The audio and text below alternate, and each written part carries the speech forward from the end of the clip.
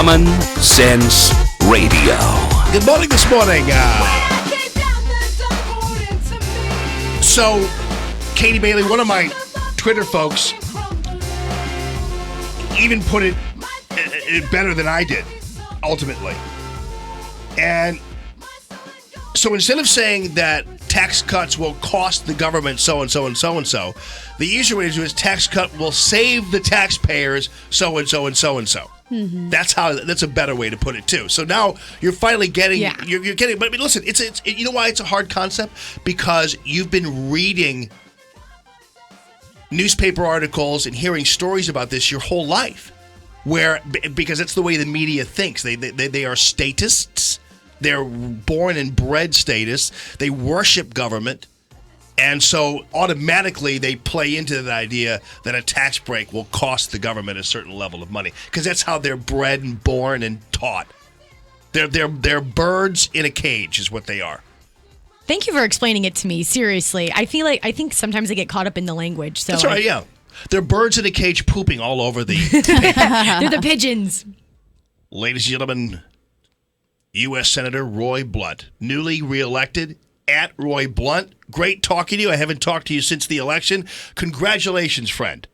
Well, Jamie, great to talk to you, and great to continue to hear you out there fighting for the common sense government. Now, I'm hoping that I'm on the right side of that birds pooping in the cage argument, but well, you are. We need to change things. I'm optimistic about what I see coming out of the new Trump administration, and we're preparing right now for one of our first measures next year will be the repeal of Obamacare, the disaster of Obamacare, and then over the months that follow, as this will have a transition period, but we'll begin hopefully to replace Obamacare with exactly the same kinds of things that you and I have been talking about for almost 10 years now.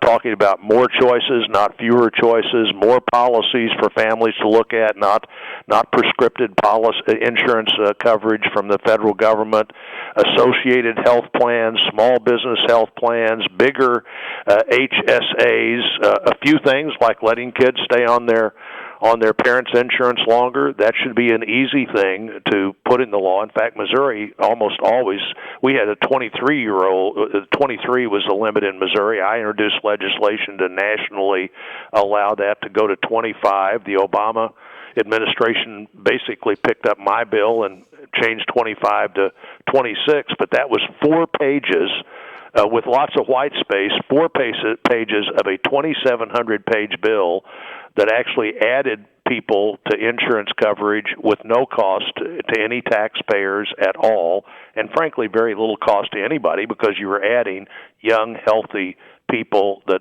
thought they were young and healthy and could get by without insurance. But always, it's a choice people should have, whether there's an easy way, an affordable way to have coverage if you do have that odd health thing occur, or you get involved in an accident and have things happen you wouldn't have expected to happen. But I'm more and more optimistic about what can happen beginning January the 20th. Yeah, well, you know what? In this situation where, this is why I said all along, and why I kept telling you, even as people were trying to claim that somehow this was a tight Senate race and this was that and blah, blah, blah, blah, and that you were establishment, whatever. I tried to make the case, and I think I successfully did, that, first of all, Missourians are smart enough to know who's good for them and who's not. Secondly, sometimes being around a while is helpful.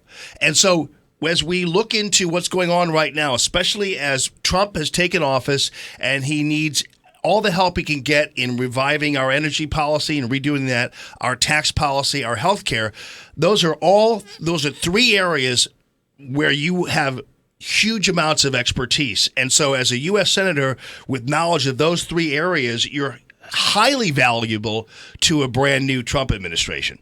Well, I think that's right, and hopefully highly valuable to Missouri families. I believe we're going to be able to successfully not move forward with the Clean Power Act that in our state would have doubled utility bills in about 10 years, not move forward with the Waters of the U.S. Act that would have put the EPA in the catbird seat for anything involving water. That would be like, for instance, every building permit, things that really would have slowed down the economy. And one of the great focuses of the first 60 days of the Trump administration will be looking to see what can be reversed by executive order, what can be reversed by something called the Congressional Review Act that doesn't work very often because it takes almost the only time it's ever worked, it took a new president who was willing to reverse what the old president had done, because under the Congressional Review Act, the president has to sign the bill. I think we need to look for better long-term reform than that, but short-term, there are a number of things that can come up that way, and we'll be able, hopefully, to put the Trump administration in place pretty quickly by confirming people with 51 votes, not 60 votes. So I think there's a real opportunity here, and I think you're going to be in Washington on January the 20th, or at least maybe here talking from Washington about what's happening the day of the inauguration. I'm hoping to be, that's for sure, Senator Blunt. That's what the plan is. Well, good. I'm thinking we're trying to do everything we can to make that possible for you to be here. Yeah, well, you know what? I'm telling you, you've just been a valuable asset, and that's why this election was mattered. Because everyone's like, well, yeah, but establishment this and new person this, but no, Americans and Missourians are like Americans. They're smarter, they're discerning, they know who's good for them, who's not, and that's how this thing worked out. Now, let me ask you this real quickly. You have this. You're working with the Gold Star Family Voices Act. Tell me about that real quickly before I have to let you go here. Well, that's something we got passed. It was the first bill we passed when we came back into session, a bill that I was able to handle on the Senate side.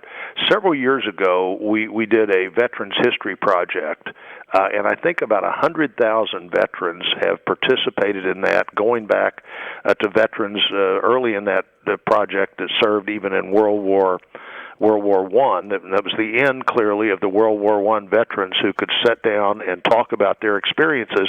But the people that were left out of that were people who never came home, or people who, because of injuries in the war, died after they came home.